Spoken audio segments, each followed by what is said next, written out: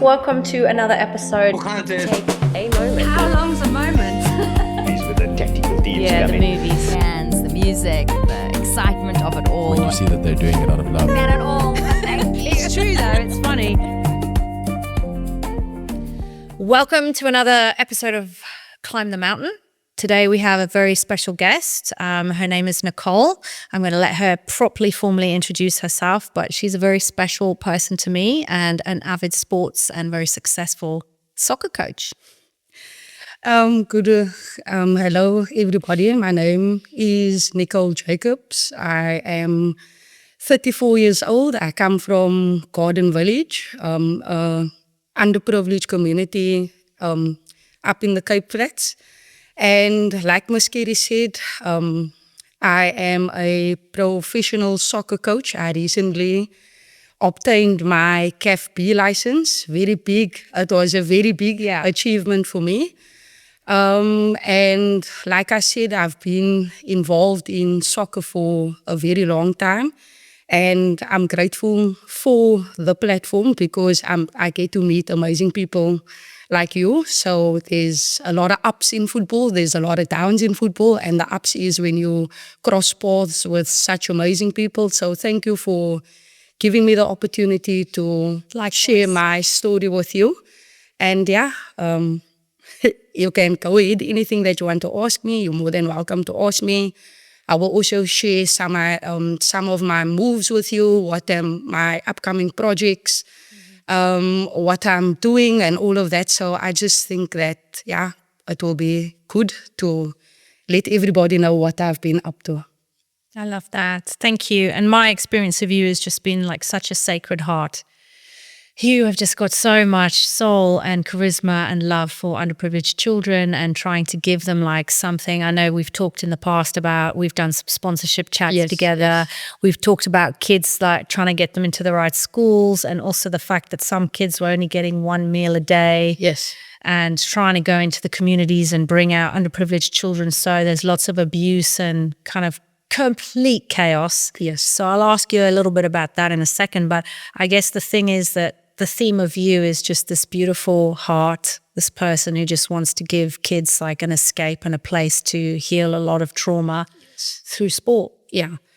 So like I've mentioned, I come from an underprivileged community called Garden Village. I am Nicole Jacobs. That is who I represent. As whenever moving forward in life, I always reflect back on my story, because I was, like I can positively and confidently say, I was one of the cases that made it out successfully in my community, because you have kids, adults that are the same age that I am, that are on drugs. It's your friends, it's people that you used to associate yourself with. I wasn't really the nicest in school. I was very naughty. I used to be very mischief.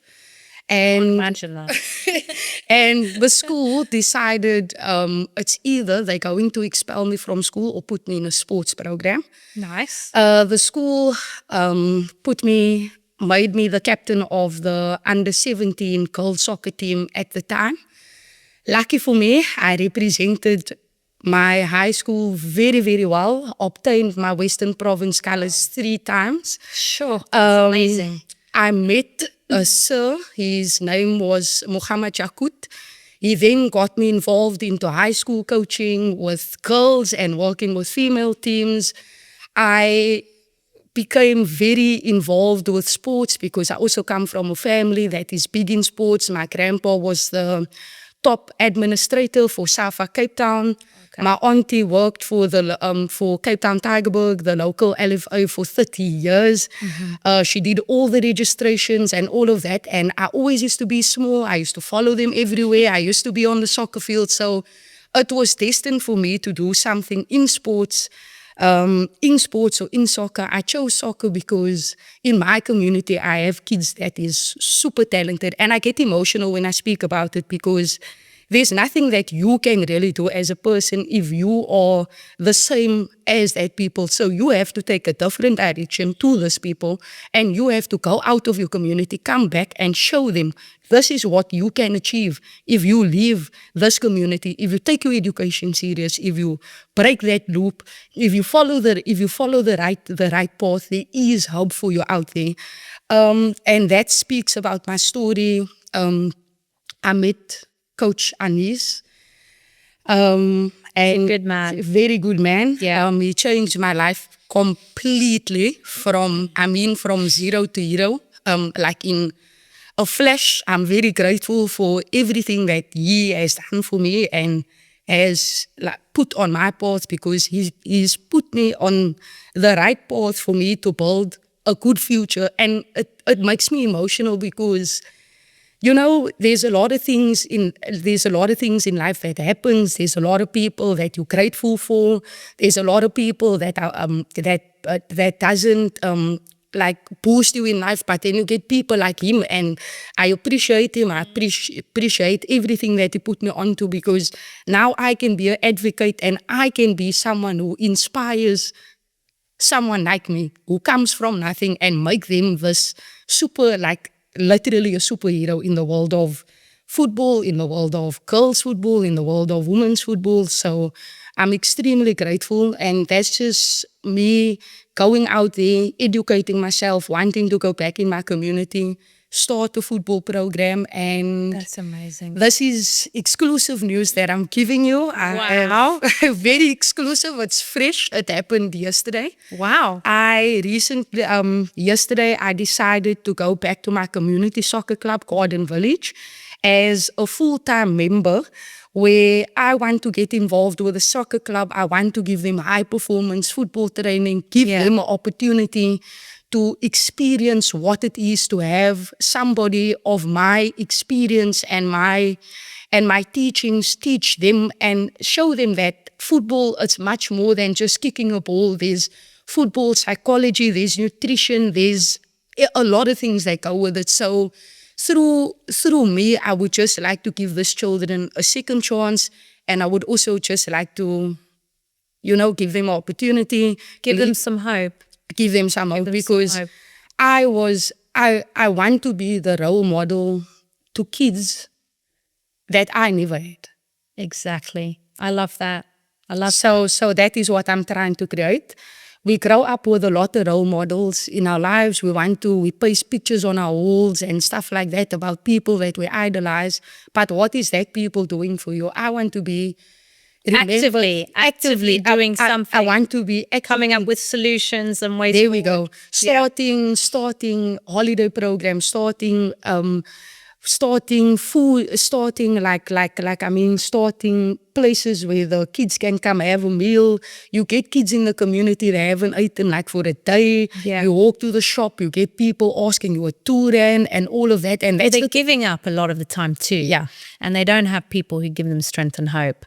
And sometimes just having, I know that they say if one child just has one person in their life throughout their entire life, they could be surrounded by abusive situations. But if there's one person that's actually uplifting them or encouraging them, that one little flame is enough. That glimmer of hope is enough for them to kind of take a different path. It gives that choice. Yes, and I think I want to be that glimmer of hope in my community. I want to be the one that uplifts everybody in my community. I think from what I've seen, you've been doing this for years. Already. I've been doing it for 21 years. I hope that doesn't, I already said my age. But I've been doing this from a very, very young age. It's something that I want to go, like, I want to leave a legacy. One day when, God forbid, anything happened to me, I want people to remember me and say, hey, that is actually someone that made a change. That's amazing. In our community, that made a change in girls' football, that made a change in women's football. So a lot is happening in the world of women's football. I feel that is where I want to direct all my energy into. I've recently also opened my own company. It's called The Ball Lab, registered. The Ball Lab. It's The Ball Lab. It's a registered company under my name and all of that. And I kind of want to use that company as a platform to help children get a proper pathway to proper soccer clubs, help them with nutrition, strength and conditioning, help them with the social around if you're professional, how do you manage yourself when you become a professional? How do you manage your social media? What do you say? What don't you say? So kind of like giving them the feel of having an agent. Yeah, but like a kind of management team. for no cost, for That's no incredible. cost.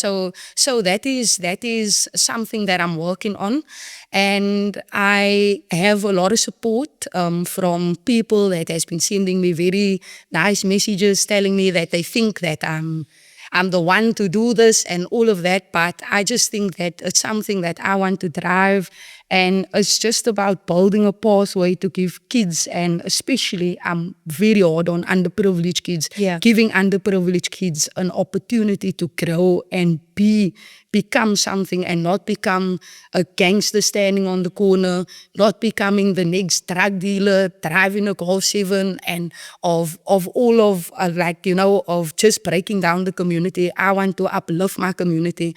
I want to give them hope. Like I said, I want to create programs that they can come to school holidays, have a meal and all of that. So everything is still in the working, but everything is moving. Not at my speed, but at God's speed. So that's really cool. So let me ask you this, just for people that don't know about the Cape Flats in South Africa, we've got like military deployed. Tell us a bit, just like a little bit about how dangerous it is there. So for people that don't know about it, they can actually grasp the gravity. I mean, we've got gang members there. There's a lot of children who've been killed in the last 2 weeks in crossfire as well. Yes, seen yes, that. There's Ramaphosa's deployed military into that area to try and contain some of the violence. So this is in South Africa, one of, what would you say? I mean, it's one of the... I personally have been affected by gang violence. I lost a very close friend of mine. On the 11th of November, I was not in Cape Town when it happened. I was in Johannesburg when everything happened, but he was murdered.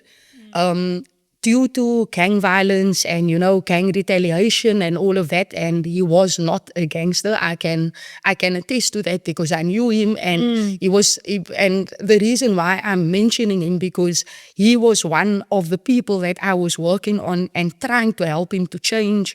I got him trials at different soccer clubs and all of that, and he just never wanted to walk the proper road with me. And may soul rest in peace. And I just wish that, his story can be an example to kids in our community, because everybody knew him. He was an amazing footballer, somebody that I saw.